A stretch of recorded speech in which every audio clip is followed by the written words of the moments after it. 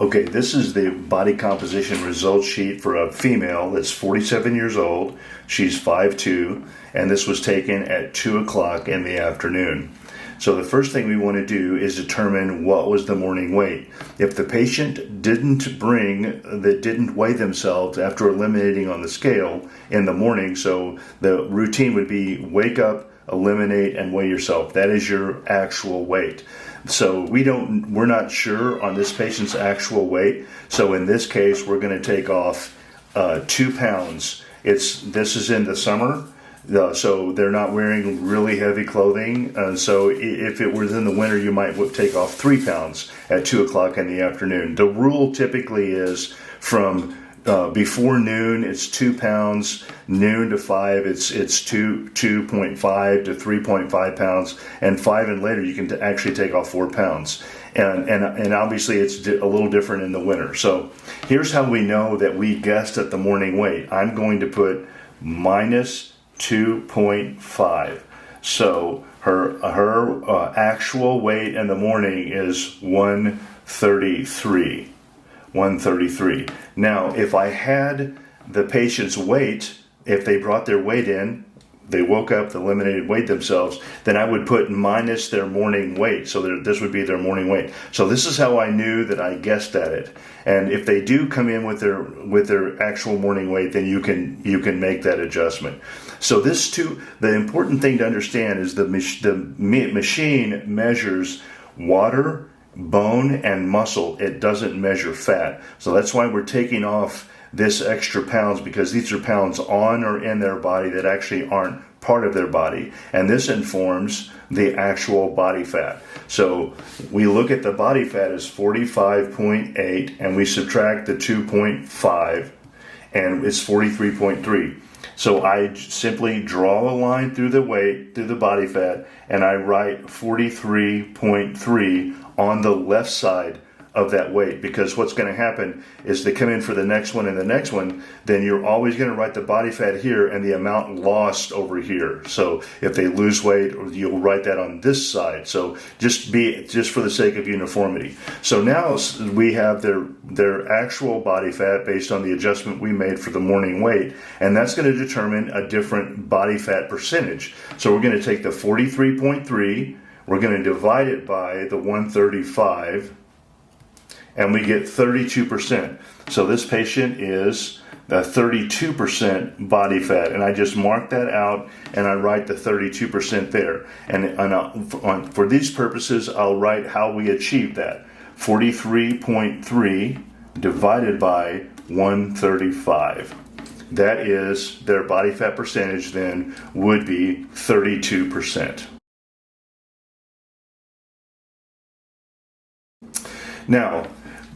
Now that we've determined what their body fat percentage is, let's just say that for a female, and this is a female patient, I'm just going to write here, we can go, our ranges are 18% to really 27, let's just say 27%. So we're going to adjust for their body fat percentage based on their lifestyle. Do they exercise a lot? Are they really focused on eating, and do they fit the profile of someone who would be really lean? In that case, we're going to put them on the much leaner side. I would say it's rare that we're 18%. Normally, we're going for 23%, just mid-level. And one note, this body composition machine has need to lose of 19 pounds. They're always orienting to a 23% body fat for a female, always. So when they say they need to lose 19 pounds, they're doing it off of their whole weight to get to 23% body fat, assuming no changes in their skeletal muscle mass or their lean body mass. So we will tailor that body fat percentage to the patient. And not just determine that they need to be at 23%. But 23% is midline. Now, the first thing we want to do is we want to figure out how much we anticipate gaining in lean body mass. And we're going to do that with this scale. So I'm going to put the calculator. Can you see the calculator in here with this? Mm-hmm. You can? Okay. So I'm going to put the calculator here so we can see how we're doing this. So right now, we're looking, and we know that we know that, hang up on that person. We know that we want them to be somewhere between 90 and 110%. That's the scale that we have. So this is mid-normal. So this would be what we would consider 90% to 110% on this scale. We would consider that to be the normal range for skeletal muscle mass. So we want to find out what center normal is. And so in order to find out what center normal is, there she's right at center normal. So this isn't a great example, but let's just pretend like this is maybe 2% over center normal, because the math is going to be the same. So I'm going to take this 48.7, and I'm going to divide it by 1.02. This 0.2 actually represents the overage, and I'm going to get 47.7. So center normal is going to be 47.7. The way I arrived at center normal, so to find center normal on their skeletal muscle mass, you simply divide the number 48.7 divided by 1.02, that's the overage, and you'll get the 47.7. Now, let's suppose that she was at 90 points here, at 90%. Then you would take the 48.7 times 1.1 to get to the 100, because she needed to gain about 10% to get to center normal.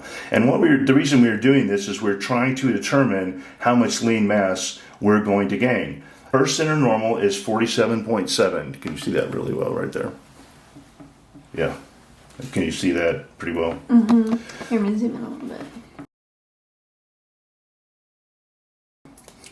Okay, so I'm gonna turn this over, and I'm gonna give you a couple of examples on the scale. So let's say here's one scale, and we have 90, and we have 100, and we have 110. This is the normal range. And let's assume that the patient has skeletal muscle mass of 55, and they are at right here. So let's assume that line goes right to there, and they have 55 pounds of skeletal muscle mass, right? And so, and we're going to say that's 8. That's 8% over. So we're going to take the 55. And we're going to divide it by 1.08. You see how they're almost to 10? So 1.08. So 55 divided by 1.08. 55 divided by 1.08. That equals 50. So center normal is 50. Let's suppose we have a patient has this is the 90, and then this is 110, and this is 100. Let's suppose we have a patient who's actually here. Let's say that her skeletal muscle mass, this will be SMM, goes to 92%. So let's just say, but we want her to be at 100. So we got to find out what 100 is. So let's assume that this is 37.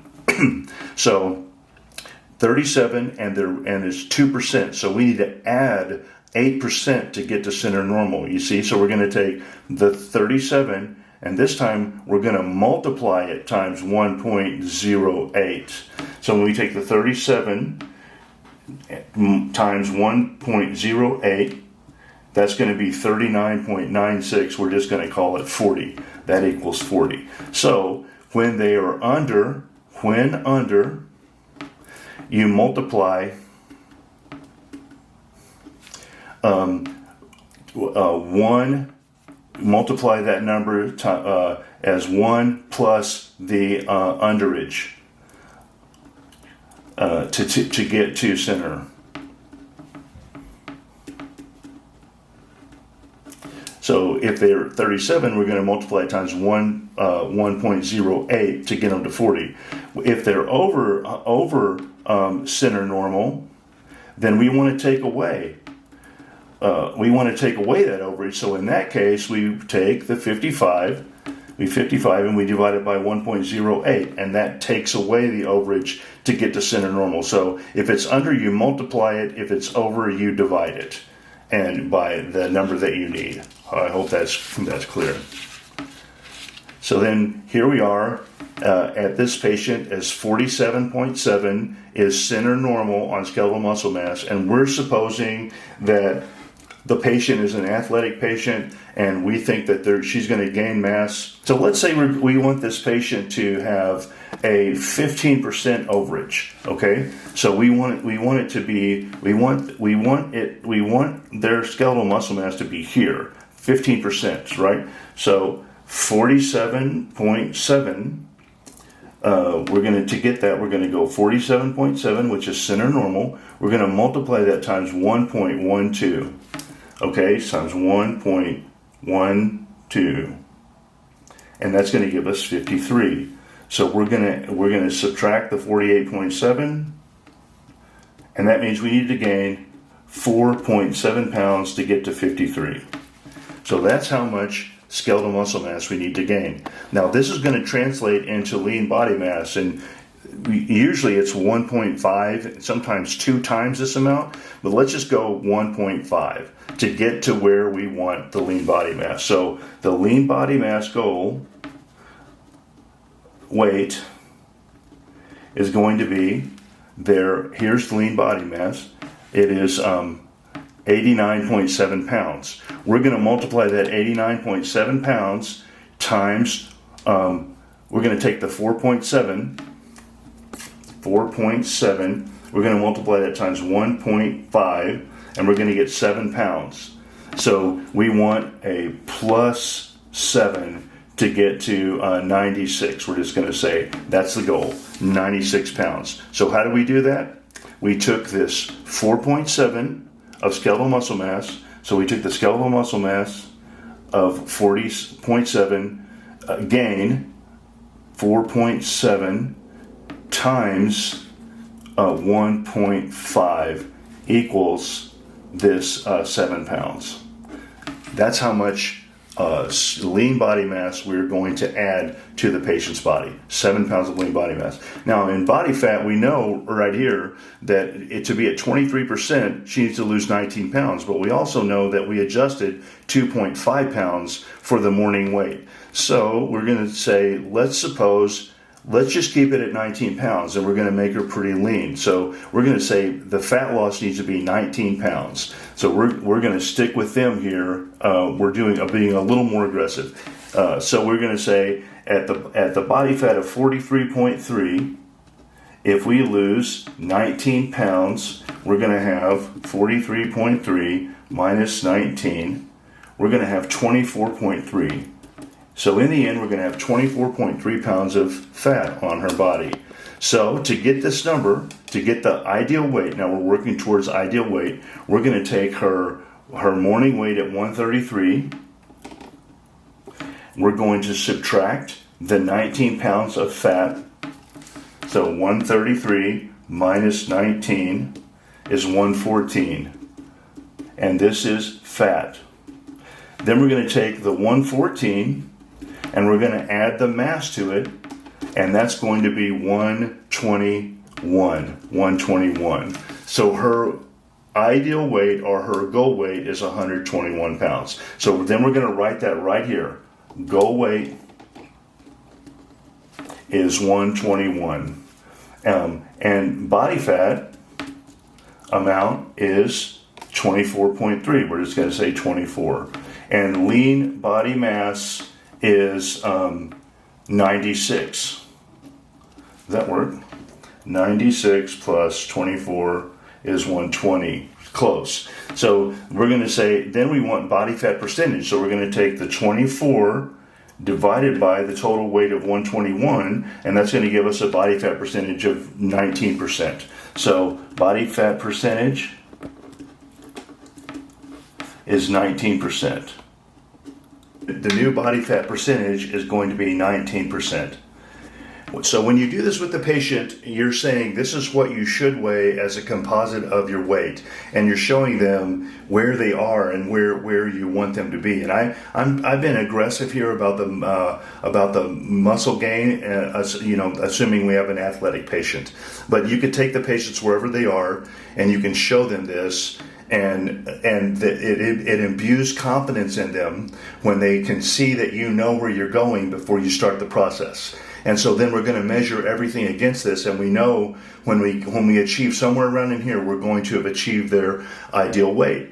Now, we know that they could be healthy if, they wouldn't have to lose this much weight. They could still be healthy. They could have a healthy body composition. We're just trying to orient this to who we assume that this is an athletic patient.